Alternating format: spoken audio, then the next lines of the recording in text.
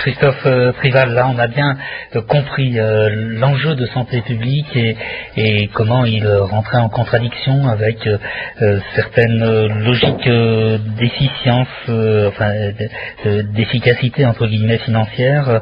On perçoit que vous cherchez des solutions. Une dernière question avant de revenir avec Madame Fita en studio sur le rôle que joue l'association France Alzheimer en termes de popularisation de l'information, de diffusion de l'information dans le grand public.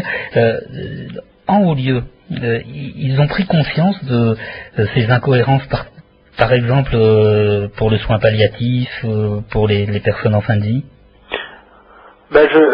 Soi-disant qu'à chaque fois ils améliorent les versions justement de la T2A. Donc là il y avait une version 11 normalement qui prenait en compte certains éléments, notamment des éléments sociaux sur les problèmes de pauvreté ou de choses comme ça qui peuvent rendre plus prolonger les séjours. Moi sur les soins palliatifs, à mon avis, il faudrait sortir d'une logique T2A. En soins palliatifs, les malades ils ont besoin d'être pris en charge et on les prend en charge quelle que soit la durée de cette prise en charge. Et donc on devrait supprimer la codification type T2A en soins palliatifs.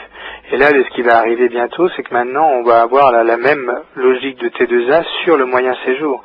C'est-à-dire sur les unités de moyen séjour, notamment il y a beaucoup de secteurs soins de suite, réadaptation, qui sont des soins de suite réadaptation gériatriques, et ceux qui s'occupent notamment de maladies d'Alzheimer ont des durées de séjour très très longues, parce que ces malades qui ne peuvent pas rentrer à domicile, il faut trouver des places en maison de retraite ou en long séjour, et il n'y a pas suffisamment de places, il n'y a pas suffisamment de structures. Donc ça veut dire qu'avec l'application de la tarification à l'activité en soins de suite réadaptation, on va être fortement pénalisé.